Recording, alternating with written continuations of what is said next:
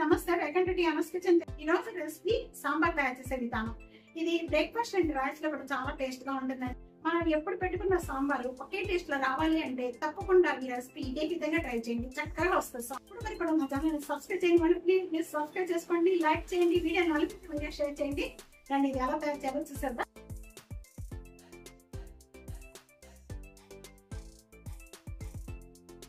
Hi friends, sambar తయారు చేసుకోవడానికి ముందుగా మనం వెజిటేబుల్స్ కుక్ చేసుకోవాలి. వెజిటేబుల్స్ కుక్ చేసుకోవడానికి ఒక పెద్ద బౌల్లో తీసుకోండి.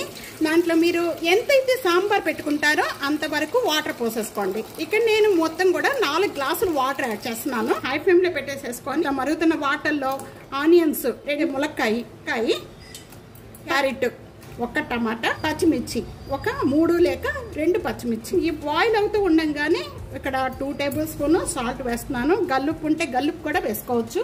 1/2 టేబుల్ స్పూన్ పసుపు వేసి సాంబార్ అనేది మంచి టేస్ట్ రావడానికి మెయిన్ సాంబార్ మసాలా పొడి మంచిగా చేసుకుంటే చక్కగా సాంబార్ అనేది చాలా టేస్ట్ ఉంటుంది. సాంబార్ మసాలా పౌడర్ తయారు చేసుకోవడానికి ఇక్కడ నేను ప్యాన్ లో 1/2 టేబుల్ స్పూన్ ఆయిల్ వేస్తున్నాను. 1 టేబుల్ స్పూన్ శనగపప్పు, ఇవన్నీ కూడా లో ఫ్లేమ్ లో పెట్టుకొని వేయించుకోవాలి. 1 టేబుల్ స్పూన్ మినపప్పు. ఈ 2 కూడా వేగుతూ ఉండగానే మంచి స్మెల్ వస్తూ ఉంటుంది. అప్పుడు మనం మిగతా అన్ని కూడా యాడ్ చేసుకుందామండి. 1/2 టేబుల్ స్పూన్ మెంతులు, 1/2 టేబుల్ స్పూన్ మిరియాలు, 2 టేబుల్ స్పూన్ ధనియాలు, 1 టేబుల్ స్పూన్ జీరా లేక 5 ఎండుమిర్చి, బిర్యానీ ఆకు, ఇక దాల్చిన చెక్క, రెమ్మల కరివేపాకు, 2 టేబుల్ స్పూన్ ఎండు కొబ్బరి. ఎండు కొబ్బరి బదులు మీరు పచ్చి కొబ్బరి కూడా తీసుకోవచ్చండి, చాలా టేస్ట్గా ఉంటుంది. 4 వెల్లుల్లిపాయ రెబ్బలు.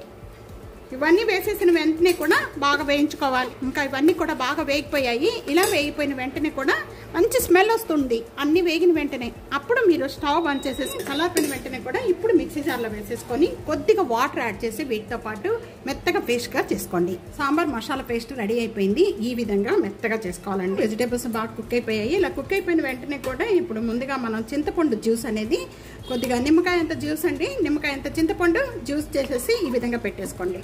1 కప్పుకి 3 కప్స్ అనేది వాటర్ యాడ్ చేసేసుకొని 4 విజిల్స్ వచ్చే వరకు కూడా కుక్ చేసుకుంటే మనకి పప్పు అంతా బాగా మెత్తబడిపోతుంది. ఈ కుక్ చేసుకున్న పప్పు అంతా కూడా ఇప్పుడు దీంట్లో వేసేసుకోండి. కారము స్మాల్ టేబుల్ స్పూన్తో 1 టేబుల్ స్పూన్ వేసాను. దాంట్లో మనకి మిరియాలు అలాగే ఎండుమిర్చి వేసుకున్నాం కాబట్టి దీంట్లో కారం తక్కువ పడుతుంది. ముందుగా మనం ప్రిపేర్ చేసుకున్న సాంబార్ మసాలా పేస్ట్ అంతా ఇప్పుడు దీంట్లో యాడ్ చేసేసుకోండి. 3-4 పొంగులు వచ్చే వరకు కూడా చక్కగా బాగా మరిగించుకోవాలి. ఎంత మరిగితే సాంబార్ అంత టేస్ట్ వస్తుంది. బాగా మరిగించుకోవాలండి. మరుగుతూ ఉండగా స్లోగా మనకి కలర్ కూడా చేంజ్ అవుతూ ఉంటుంది. అది సాంబార్ బాగా మరిగిపోయాయి. 2-3 పొంగులు వచ్చేవారు విధంగా మరగాలండి. సాంబార్ ఈ విధంగా మరిగిపోయిన వెంటనే ఇప్పుడు తాలింపు పెట్టుకునే విధానం. తాలింపు పెట్టుకోవడానికి ప్యాన్ లో 2 టేబుల్ స్పూన్ ఆయిల్ వేస్తున్నాను. 1 టేబుల్ స్పూన్ జీరా, 1/2 టేబుల్ స్పూన్ ఆవాలు, పట్లాడుతూ ఉండగానే 1 ఎండుమిర్చి. సాంబార్లో ఇంగువ వేసుకోవడం వల్ల చాలా టేస్ట్ వస్తుంది. బాగా వేగిపోయాయి. ఈ విధంగా వేగిపోయిన వెంటనే కరివేపాకు. ముందుగా మనం ప్రిపేర్ చేసుకున్న సాంబార్లో ఈ తాలింపు అంతా కూడా ఇప్పుడు వేసేసుకోండి. తాలింపు అంతా వేసేసిన వెంటనే కూడా ఇదంతా బాగా కలుపుకోవాలి. ఇలా కలుపుకున్న వెంటనే సాంబార్లో బెల్లం వేసుకోవడం వల్ల చాలా టేస్ట్ వస్తుంది. కొద్దిగా సాంబార్లో బెల్లం వేసేస్తున్నాం. ఇప్పుడు స్టవ్ బంద్ చేసేయండి. స్టవ్ బంద్ చేసేసుకొని ఇప్పుడు కొత్తిమీర, చిన్న పీసెస్ కట్ చేసిన కొత్తిమీర వేస్తున్నాను. చూస్తున్నారు కదా ఎంత కలర్ఫుల్గా ఉందో, అంతే టేస్ట్గా ఉంటుందండి. తప్పకుండా ఇదే విధంగా ఇదే కొలతతో తయారు చేయండి. సాంబార్ చాలా టేస్ట్గా ఉంటుందండి. నేను ఇప్పుడు చూపించిన కొలతలతోనే సాంబార్ పొడి తయారు చేసేసుకొని నేను పేస్ట్గా చేశాను. మీరు పౌడర్గా తీసేసుకొని ఒక ఎయిర్ కంటైనర్లో పెట్టేసుకొని దాంట్లో వాటర్ కూడా కలిపేసేసుకొని దీంట్లో వేసేసుకోవచ్చండి. అలా కూడా చేసుకోండి, చాలా టేస్ట్ వస్తుంది. చూస్తున్నారు కదా ఎంతలాడే సాంబార్ రెడీ అయిపోయిందండి. తప్పకుండా ఈ రెసిపీ ఇదే విధంగా ట్రై చేయండి. ట్రై చేసి మీకు ఎలా ఉందనేది కామెంట్స్ లో తెలియజేయండి. వీడియో నలుగురికి షేర్ చేయండి, లైక్ చేయండి. అనస్ కిచెన్ సబ్స్క్రైబ్ చేసుకోవడం అస్సలు మర్చిపోదు friends. Thank you for watching.